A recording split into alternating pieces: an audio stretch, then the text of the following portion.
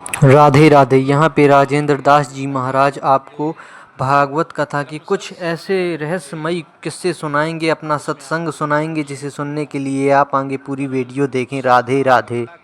और जो फल इस प्रकार की भगवत प्राप्ति जिनको हुई है, उन्हें जो फल मिल रहा है वही फल भगवान की कथा सुनने वाले को मिल रहा है। किंचित भी भेद नहीं, तनिक भी भेद नहीं। हिरण्यकशिपु ने पूछा, यस्त्वया मंदभाग्योक्तो मदन्यो जगदीश्वर क्वासौ। अरे मंदभाग्य प्रहलाद, मेरे अतिरिक्त जगत का ईश्वर है तो वह कहां है? प्रहलाद जी ने कहा कि आप कहते कहां हैं, पूछ रहे हैं कहां हैं, हम प्रति प्रश्न कर रहे हैं कि कहां नहीं है। सर्वत्र। बोले हाँ सर्वत्र, सब जगह है। तो कस्मात स्तंभे न दृश्यते, इस खंभे में क्यों नहीं दिखाई पड़ता?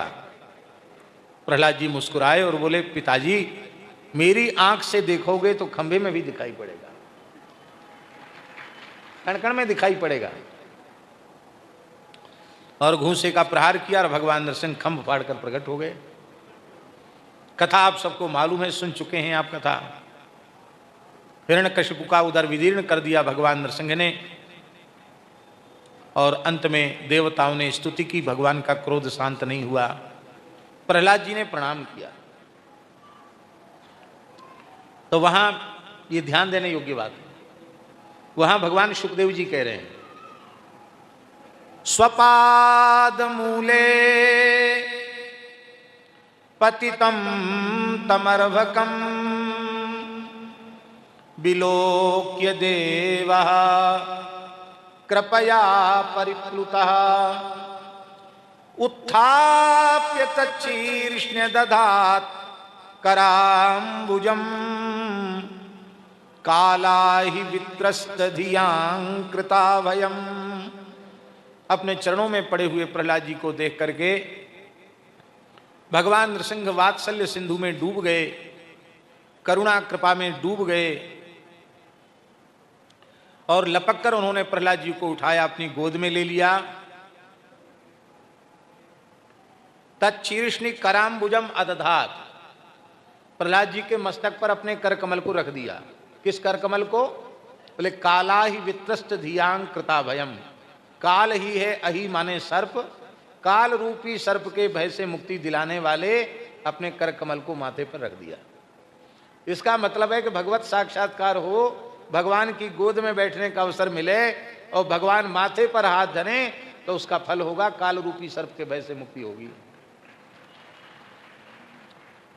और यही बात महात्मा में पहले कह दी, काल ब्याल मुखग्रास त्रास निर्णास हेतवे श्रीमद्भागवतम शास्त्रम कलौ कीरेण भासितम। काल रूपी सर्प के भय से मुक्ति दिलाने के लिए श्री सुखदेव जी ने श्रीमद् भागवत का प्रवचन किया। सुनने वाले की मुक्ति हुई? बोले हाँ हुई। परीक्षित ने कहा, कि भगवन सिद्धोस्मि अनुगृहीतोस्मि भवता करुणात्मना श्रावितो यच्च में साक्षात् राज निजनो हरि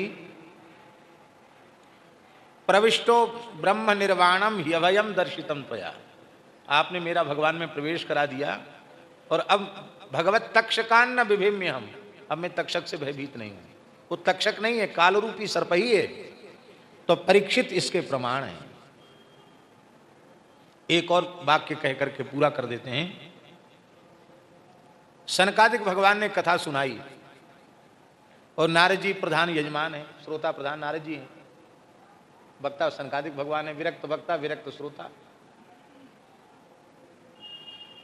तो कर्तव्य है कि प्रधान श्रोता कथा के बाद कृतज्ञता ज्ञापित करे वक्ता के प्रति। मोह पर होय न प्रत्युपकारा बंदों तो पद बारंबारा।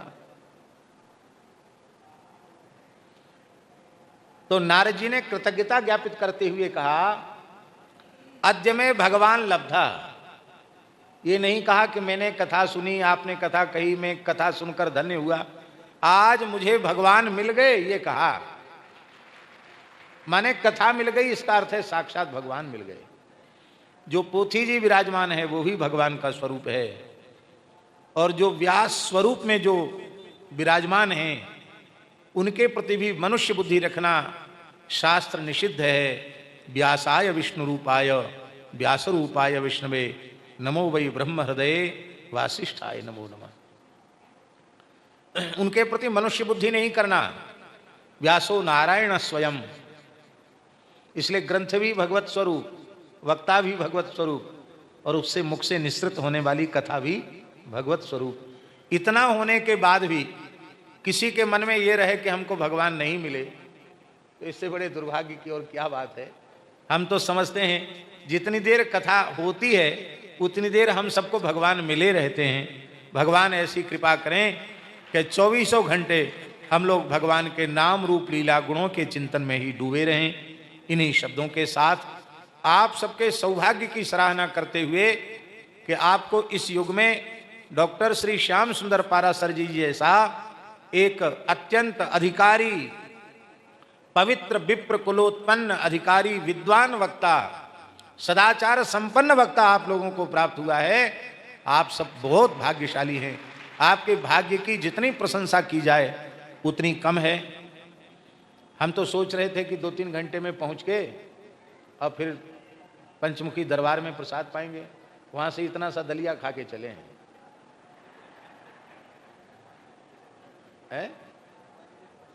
नहीं, तो अब हम अपने वक्तव्य को यहीं पूर्ण करते हैं। अभी कथा कब तक चलेगी